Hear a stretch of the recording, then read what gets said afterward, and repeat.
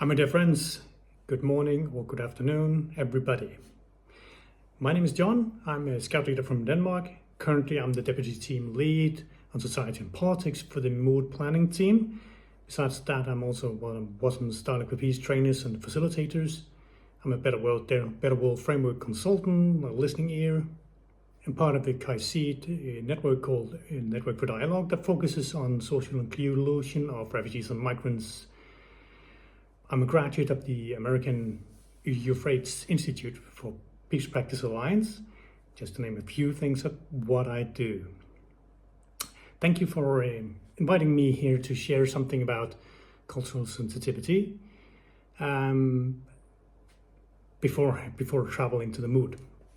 It's also interesting always to say that for me this is all about awareness over assumptions, always. So, greetings first off.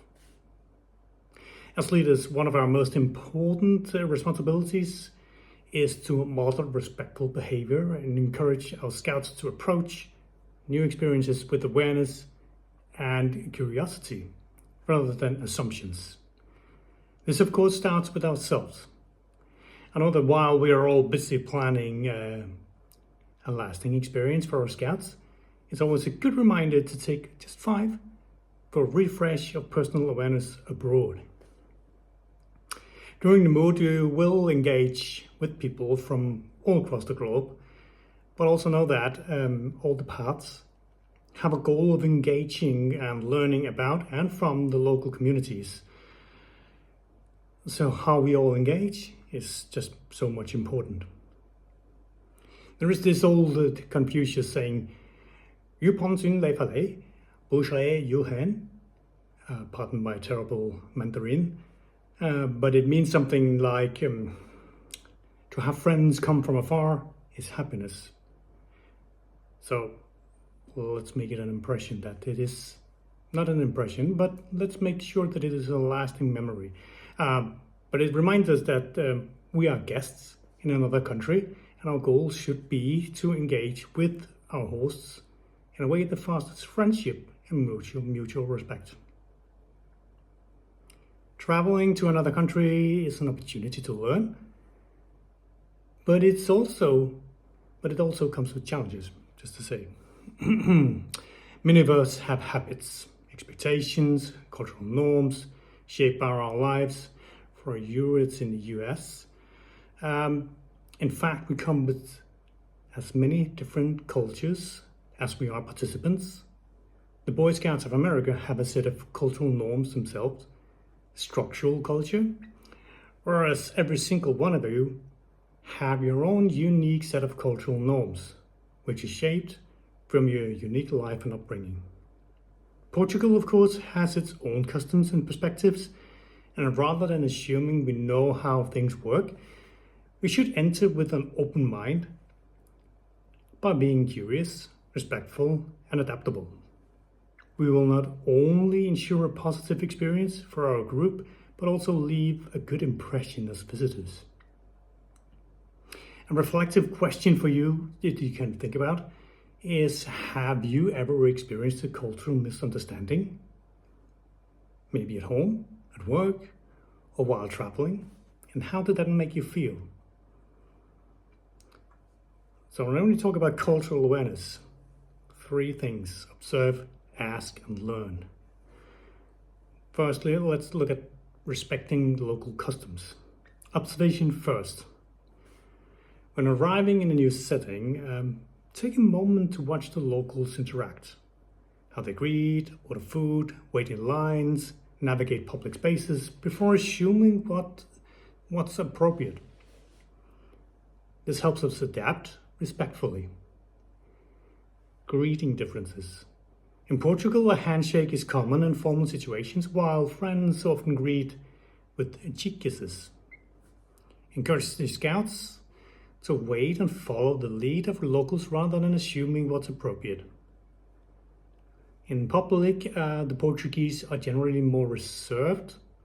I say generally because I cannot speak about all Portuguese. Some are more loud than others, of course. But loud conversations or overly expressive gestures may be perceived as disruptive rather than friendly. But as always, this depends on the context of where you are. So again, observe and adjust. Visiting people for dinner at their home. I really hope that you get the opportunity because it's family. But when you are invited home, it's okay to ask if you can help with something. In my context of living in Denmark, it's super normal that we help each other. But in Portugal, know that they would probably say no, because in their culture, it's you are the guest and you should relax in the company. Don't argue this. Just sit back and relax, but be able to position yourself in a way that you can be helpful if they ask you to help with something. When dining, home or out, in Portugal, meals are an experience. They are not rushed. They are a social event and not just about eating quickly. Encourage scouts to appreciate this slow pace and not assure poor service if the waiter isn't running back to the table. You could ask the scouts, if you're out with the scouts, what do you think makes meals in Portugal different from what we're used to? At the tipping culture, while tipping exists, it's not expected in the same way as it might be in the US. So rather than assuming a lack of tipping is rude, understand that if you just round up the bill or just leave a small amount, that's sufficient. In dialogue, for example, could be a scout coming saying, "Oh, I'm at this restaurant now. Should I tip?" And you could say as a leader, "That's a really good question. You know, in Portugal, tipping isn't expected as it is back in the US. But if you round up the bill, that would be appreciated. So why don't we observe what the locals do?" Language and communications. Woof. That is always a tricky one, because if you think about your language appropriately, your language will be inclusive. On the flip side of it, if you're not aware of your language, it will be divisive. So we all know that English is not universal in that way, but while more and more Portuguese, especially young people and those in tourist areas, speak English, many locals, particularly older generations and those outside major cities, do not. Visiting local restaurants, you might experience areas of living where Portuguese is the only language people know. So observe, and if you're not with a local, then bring a translation app at least. And I encourage you to stay and experience the beauty of non-touristical food and what I call outside tourist areas, the real Portugal. And again, as I just said, that don't assume that English will always work. Encourage your scouts to be patient, speak slowly, and try basic phrases like obrigado. That's thank you if you are a man. For women they say obrigada. This can show some kind of respect. Also good learning opportunity. Body language and effort matters. A smile, polite gestures, and showing the effort to communicate can go a long way in making good impressions. So try. A challenge for you all is try ordering something in Portuguese during the trip. Rehearse it and see how it changes the interaction. I would say something about political sensitivity, but it's, as we all know, it's everywhere around the world. Politics these days is just so tense, there's so many conflicts, there's so many divisive ways of seeing things. So I would just, again, avoid assumptions about history and politics. because now you're traveling to Portugal with the agenda of learning. So Portugal has a long and proud history from the age of exploration to modern democracy. So rather than making assumptions about comparison, encourage scouts to ask open-ended questions like, what's the significance of this monument, or how has Portugal changed over the years? This will spark good conversations and show some interest. Avoid stereotypes is key. Comments like, this reminds me of Spain, may not go well.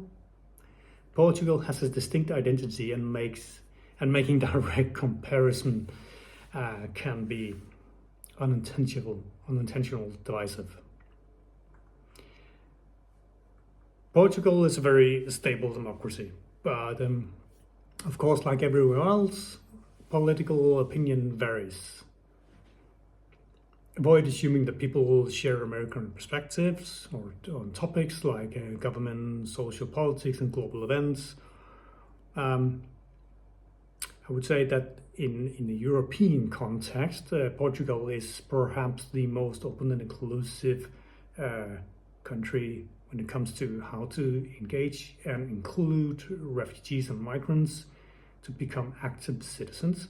So there's also a good learning opportunity there to figure out how are they actually doing this, because they are, from my perspective, a role model for how other European countries could also work in this. If someone asks about US politics, I'm always suggesting that model a neutral and respectful response. A good approach could be that, well, the US is a diverse country with many different viewpoints, just like Portugal, I imagine, or that's an interesting perspective.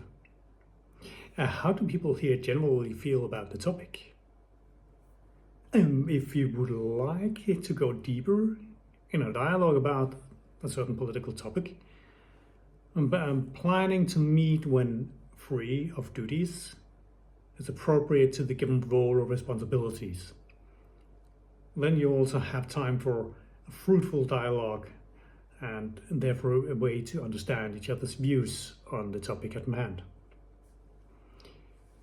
Local laws and so on, only a few bits. Some behaviors that seem harmless in the US can have legal consequences abroad. Could be taking photos of some government buildings or police officers might be restricted. Drug possession, while decriminalized, is still regulated. Drugs are illegal to sell, but users are not seen as the target. Therefore, they are not punished for possession. Assume nothing. Always research before making assumptions about what is acceptable.